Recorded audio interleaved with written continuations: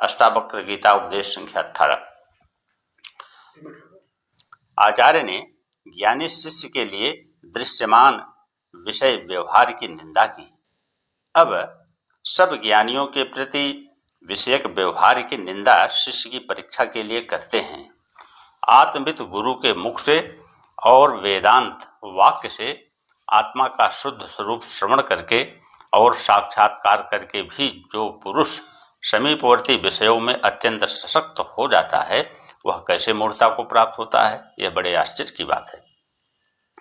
ब्रह्म से लेकर के स्थावर पर्यंत संपूर्ण भूतों में जिसने अधिष्ठान भूत आत्मा को जान लिया है और फिर संपूर्ण भूतों को जिसने आत्मा में जान लिया है, अर्थात संपूर्ण भूत रज्जु सर्प की तरह आत्मा में कल्पित हैं, ऐसा जान करके भी जिस विषयों में ममत्व हो तो आश्चर्य की क्या बात है। क्योंकि जिसने शक्ति में अध्यस्त रजत को जान लिया है, उसकी प्रवृत्ति फिर उस रजत के लिए नहीं होती है।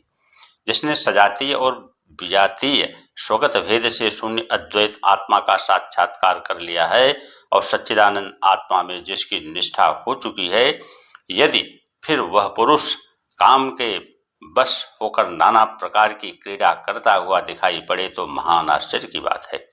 जो ज्ञानी पुरुष काम को ज्ञान का अत्यंत वैरी जानता हुआ फिर भी काम की इच्छा करे तो उससे बढ़कर क्या आश्चर्य है।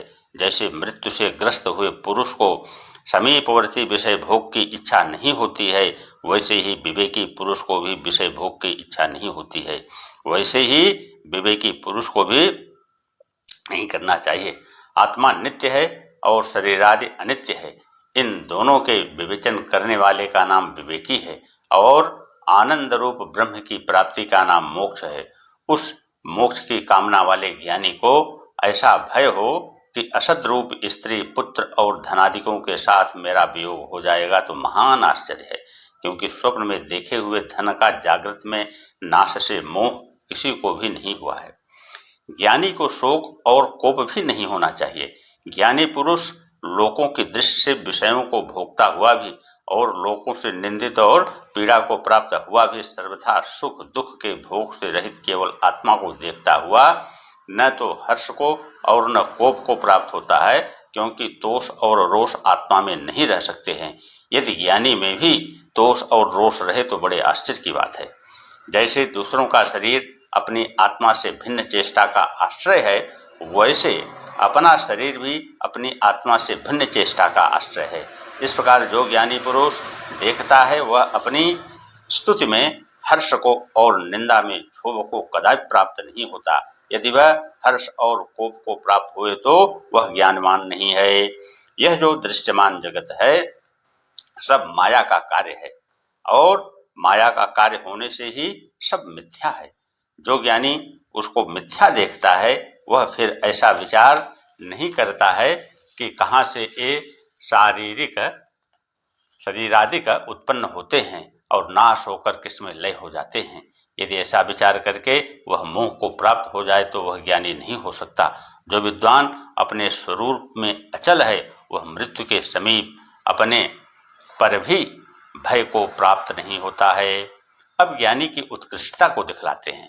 जिस विद्वान का मन मोक्ष की इच्छा से रहित एवं संसार के किसी पदार्थ के लाभ अलाभ में हर्ष और शोक को नहीं प्राप्त होता है, जिसके सब मनोरथ समाप्त हो गए हैं और अपनी आत्मा के आनंद से ही जो तृप्त है, उस विद्वान की किसके साथ तुलना की जावे?